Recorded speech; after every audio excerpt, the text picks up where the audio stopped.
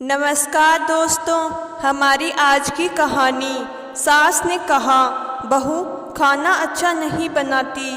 तो बहू ने किया कुछ ऐसा, सास को मांगनी पड़ी माफ़ी। सुमित्रा नाम की एक औरत थी। वो गुस्सैल और लालची स्वभाव की थी। उसके जीतू नाम का बेटा था और पूजा नाम की बेटी, जो शादीशुदा थी।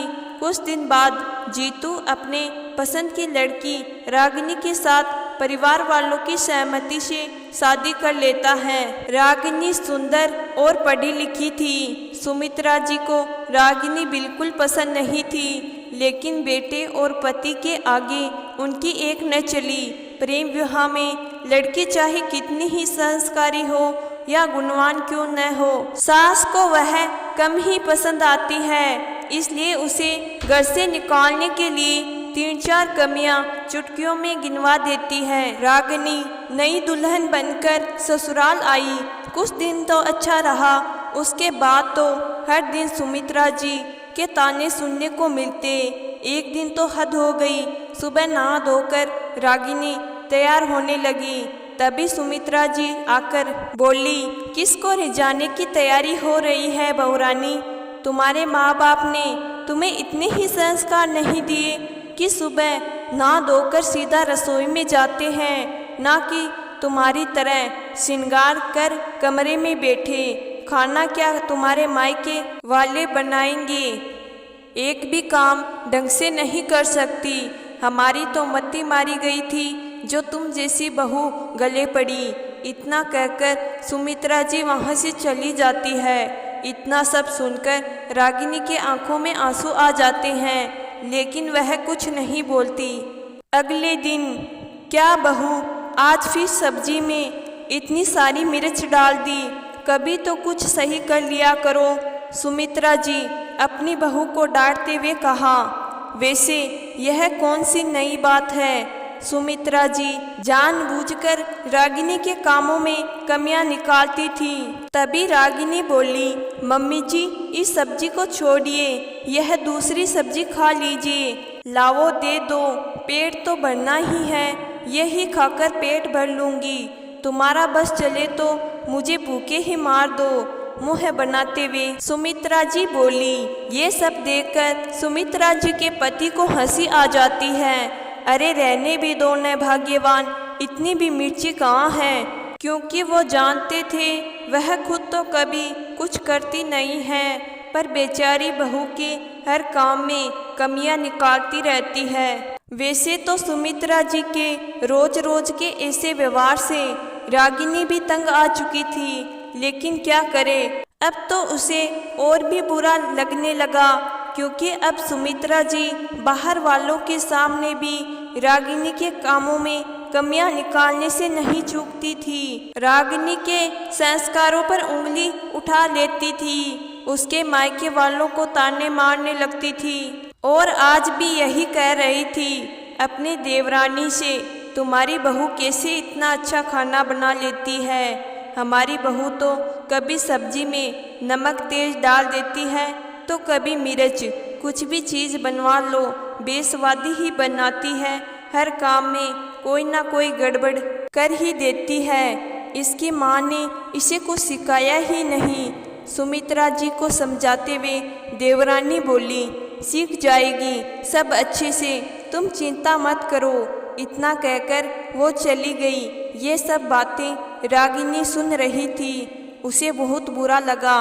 उसने सोचा, आज सब्जी मम्मी से ही बनवाती हूँ। मम्मी जी मैंने करेले काट दिए हैं, प्याज लहसुन और सारा मसाला तैयार कर दिए, बस आप सब्जी बना दीजिए।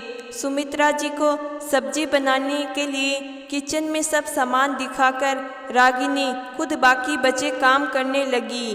वैसे सुमित्रा जी के लिए सब्जी बनाना कोई बड़ी बात नहीं थी, लेकिन जिसने 2 साल से बहू के आते ही किचन की तरफ मुंह कभी ना किया हो, ऊपर से सब्जी भी करेले की, उसे बनाने में तो समय भी बहुत लगता है। सुमित्रा जी सब्जी बनाने लगी। कच्चा पका मसाला जल्दी से सब्जी बनाकर सुमित्रा जी बाहर आ गई। थोड़ी देर बाद जीतू और सुमित्रा जी के पति दोनों बाहर आ गए। नहा धोकर सब लोग खाने की मेज पर आ गए। पहला कोर खाने के बाद ही जीतू अजीब सा मुँह बनाते हुए बोला, यार रागिनी, मुझे लगता है मम्मी सही कहती थी। कब सीखोगी तुम खाना बनाना? अब बस भी करो, आज सब्जी मैंने नहीं मम्मी जी ने बनाई है। जीतू की बात बीच में काटते हुए रागिनी बोली। तभी सुमित्रा जी के पति बोले, अच्छा आज तुम्हारी सास ने सब्जी बनाई है? तभी मैं सोचूं रागिनी बेटा तो इतनी अच्छी सब्जी बनाती है, आज उसकी सब्जी इतनी बेस्वादी कैसे बन गई? वो तो आज यह हमारी मैडम का कमाल है। सुमित्रा जी को चिढ़ाते हुए बोलते हैं, मम्मी सॉरी, सच में आज सब्जी अच्छी नहीं बनी, इसलिए मैंने इतना कुछ बोल दिया, आपको बुरा लग रहा होगा। जीतू बोला, अरे बेटा नहीं, वैसे सॉरी मुझे नहीं, रागिनी को बोलो, तुमने बिना बात उसे इतना सुना दिया।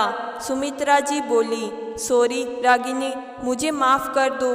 जीतू रागिनी को देखते हुए बोला, रागिनी बेटा मुझे माफ़ कर दो, तुम्हें बहुत बुरा लगता होगा जब मैं हर रोज़ तुम्हारी सब्जी में कमियां निकालती थी और ना जाने तुम्हारे संस्कारों पर कितनी बार उंगलियां उठाई। सुमित्रा जी भी रागिनी से माफ़ी मांगते हुए बोली, अरे नहीं मम्मी जी, आप बड़े हो, आपको कमी लगती होगी तभी आप कहते होंगे।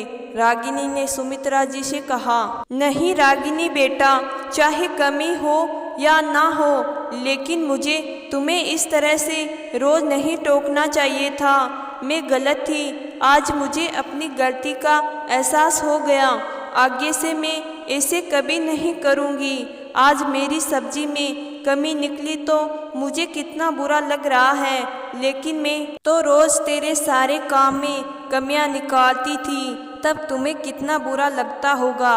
शर्मिंदा होते हुए सुमित्रा जी बोली, चलो तुम्हें अपनी गलती का एहसास तो हुआ, भले ही उसके लिए हमें एक दिन तुम्हारी बनाई हुई बेस्वादी सब्जी ही खानी पड़ी।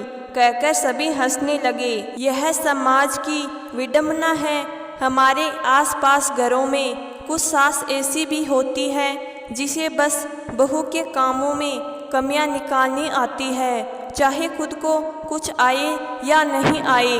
बहू बेचारी दिन भर लगी रहती है सबकी सेवा करने में, फिर भी सास को 1 मिनट लगती है कमियां निकालने में। तो दोस्तों, मैं आशा करती हूँ कि आज की कहानी आपको ज़रूर पसंद आई होगी। कहानी पसंद आई है तो कहानी को लाइक और चैनल को ज़रूर सब्सक्राइब करिएगा। धन्यवाद।